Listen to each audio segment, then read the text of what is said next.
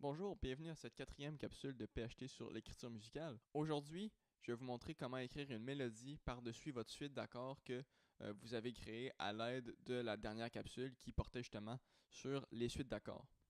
Donc, maintenant qu'on est sur notre clavier, faut juste vous dire que cette vidéo-là ne vous montre pas nécessairement comment écrire votre mélodie, parce que puisque c'est votre chanson, ça va être votre mélodie.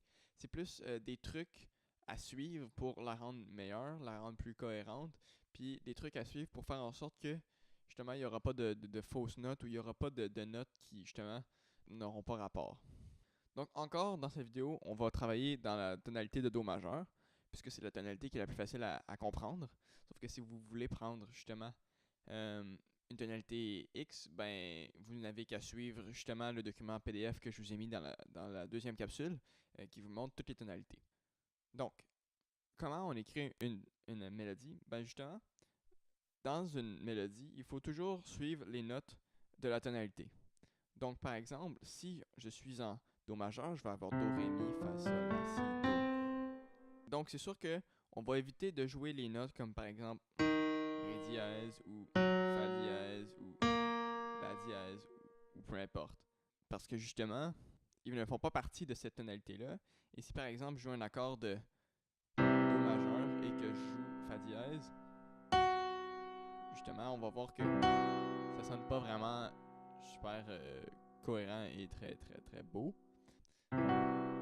Cependant, il y a des manières de faire marcher ces notes moins cohérentes là, mais aujourd'hui, je vous montre vraiment la base, donc on va les éviter pour aujourd'hui.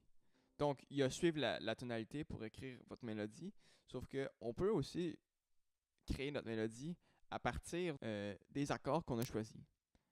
Par exemple, si on a un accord de Do majeur, dans notre mélodie, on pourrait soit viser le Mi, le Sol ou le Do. Sauf que Do, c'est notre note de départ, et si on joue notre mélodie sur Do et que notre note de départ de l'accord c'est Do, il n'y aura pas vraiment de variété ou d'harmonie.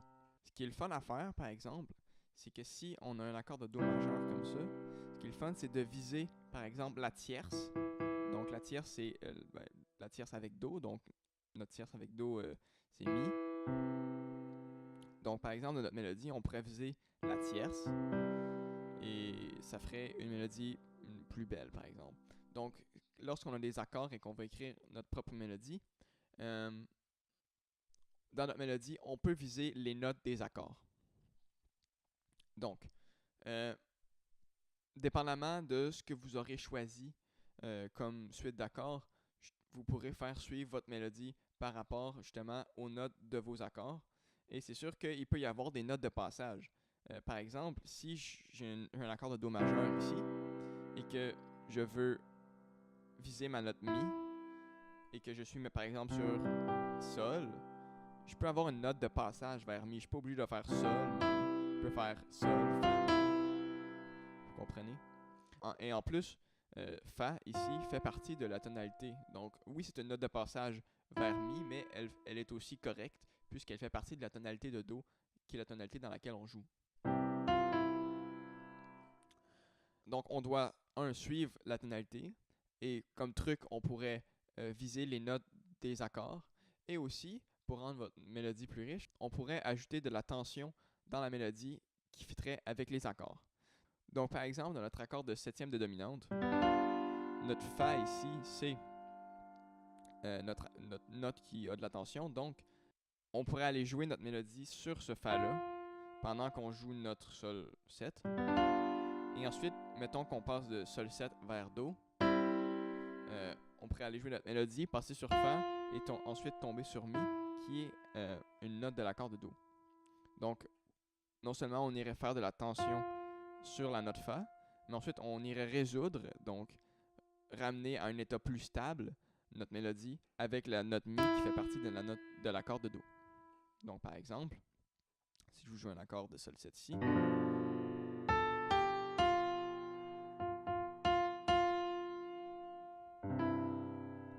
Donc, vous voyez ici, il y avait de la tension dans ma note Fa. Et ensuite, je suis allé résoudre sur l'accord de Do avec la tierce. Donc, qui fait partie, justement, qui est une note de l'accord de Do. Donc, voilà les trucs et les choses à respecter pour la mélodie. Ensuite, c'est votre mélodie, ben, justement, vous faites ce que vous voulez. Mais j'en ai écrit une pour cette vidéo-là, pour vraiment qu'on puisse l'analyser ensemble et pour que vous voyez la notion de tension et la notion d'aller jouer sur les accords des notes et la notion aussi de respecter la tonalité et des notes de passage.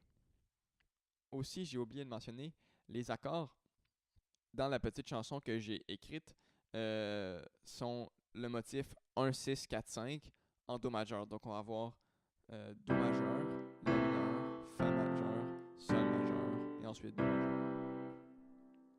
Donc ça va comme suit.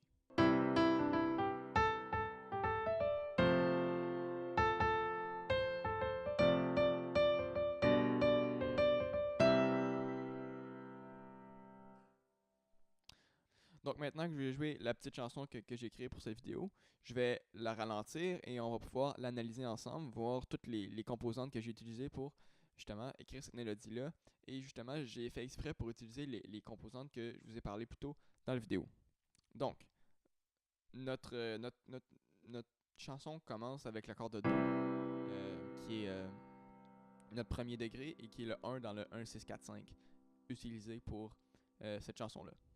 Donc, je commence ma mélodie sur Mi, qui est une note de l'accord. La note de l'accord que je vous ai dit, qui est bon pour écrire des mélodies, d'aller sur les notes des accords qui sont là. Donc, je suis sur Mi, qui est la tierce de l'accord de Do.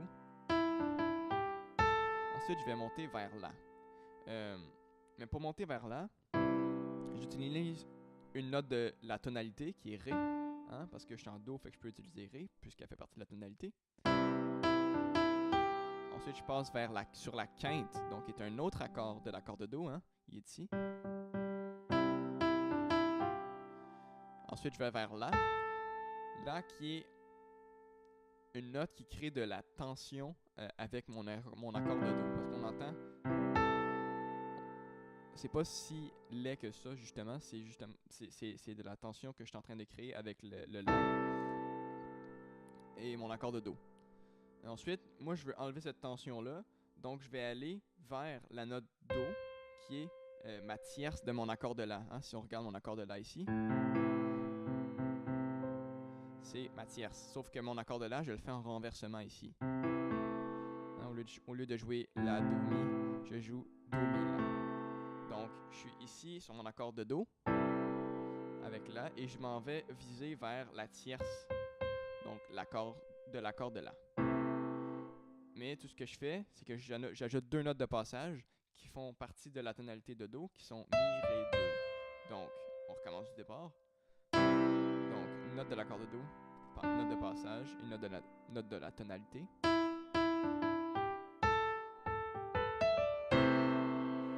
Là, je suis ici, je suis rendu sur ma tierce de mon accord de La. Puis là, justement, pour ajouter un peu de notes, parce que j'aurais pu rester là pendant longtemps, mais j'ai décidé d'ajouter deux notes qui sont La, La. Donc, je vais jouer La, La ici comme ça. Et justement, ben, puisqu'on est sur l'accord de La mineur, j'ai le droit totalement de jouer la note La.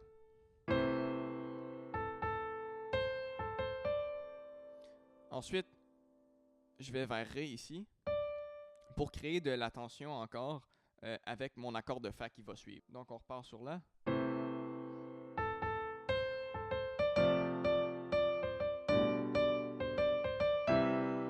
Donc là, je vous ai joué le dernier segment de la petite chanson. J'étais sur Fa et je jouais Ré, qui n'est pas une note de l'accord. Donc, c'est une note qui crée de la tension dans mon accord. Parce que justement, elle n'en fait pas partie, mais elle fait partie de la tonalité, donc j'ai le droit de la jouer. Ensuite, je suis sur Ré et je vais alterner entre Ré et Do pour aller justement jouer la quinte de mon accord de Fa, parce que mon accord de Fa c'est Fa La Do, donc je viens jouer ici pour justement créer de quoi de plus beau. Puis ensuite, je vais aller sur mon accord de Sol tout de suite. Donc, et mon Ré maintenant ne devient plus une tension par rapport à l'accord de Fa, devient une note de l'accord de Fa. Donc je viens de résoudre sur mon accord de Sol. Donc j'avais de la tension ici. Et quand on parle de tension en musique, souvent on parle de tension et de relâchement, ok? Donc on met de la tension et ensuite on relâche vers une note qui a plus d'allure. Sauf que ici dans notre cas c'est la même note, sauf qu'on fait juste changer d'accord. Donc la note qui avait de l'allure mais qui avait moins d'allure avec l'accord de Fa a plus d'allure avec l'accord de Sol. Puisque justement c'est la quinte de l'accord de Sol. Si on regarde l'accord de Sol, c'est ma quinte ici. Donc je repars sur Fa.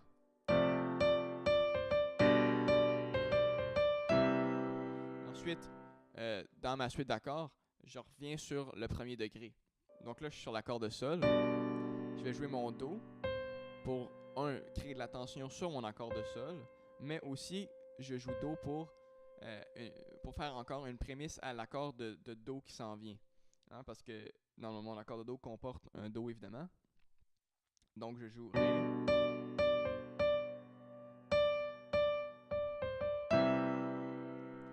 Et les deux notes que je joue ici sont mon accord de Sol qui sont Ré et Do.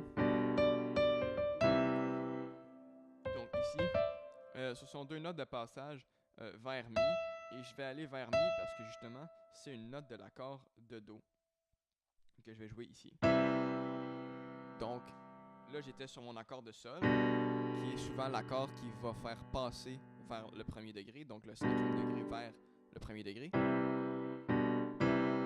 Donc, puisqu'on résout avec nos accords, je veux résoudre avec mes notes aussi, parce que comme ça fait vraiment beau. Donc, par exemple, je suis sur Ré et Do avec mon accord de Sol. Donc là, je tombe pas sur une note de tension avec mon accord de Do, je tombe directement sur la tierce. Donc ça se résout, ça sonne bien. Et la mélodie est terminée. Comme vous pouvez constater, la mélodie était très courte, mais était accrocheuse, elle avait du sens et était très simple. Donc récapitulons. On commence sur l'accord de Do avec notre Mi ici, donc une note tierce.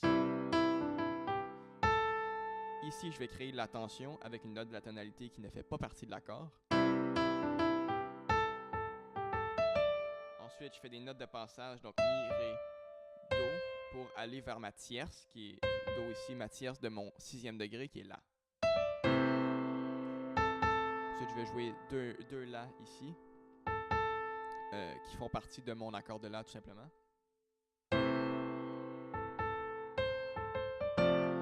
Ensuite, je viens jouer sur mon accord de Fa la note Ré, qui est une note de tension par rapport à mon accord de Fa, parce qu'elle ne fait pas partie de l'accord de Fa, mais elle fait partie de la tonalité Do, donc j'ai le droit de la jouer. Ensuite, je joue un Do entre-temps pour justement aller jouer une note qui fait partie de l'accord de Fa pour que ça fasse un peu beau. Ensuite, en revenant sur mon prochain Ré, je joue l'accord de Sol. Donc, j'enlève la tension qui était faite avec cette note-là plus tôt, avec mon accord de Fa. Donc là, j'avais de la tension. Maintenant que je change d'accord, il n'y a plus de tension parce que justement, elle fait partie de l'accord. Donc, ensuite, je fais juste deux notes de passage. Donc, Do, Ré. Donc, je résous mon Sol vers Do. Donc, j'ai un Sol ici que je veux résoudre vers l'accord de fondamental, donc le premier accord. Donc, je vais finir. Donc, je suis sur Sol. Donc, non seulement je résous mon accord ici, je résous ici avec mon accord, mais je résous aussi avec ma note en haut, avec ma mélodie. Donc, je vous la rejoue une dernière fois.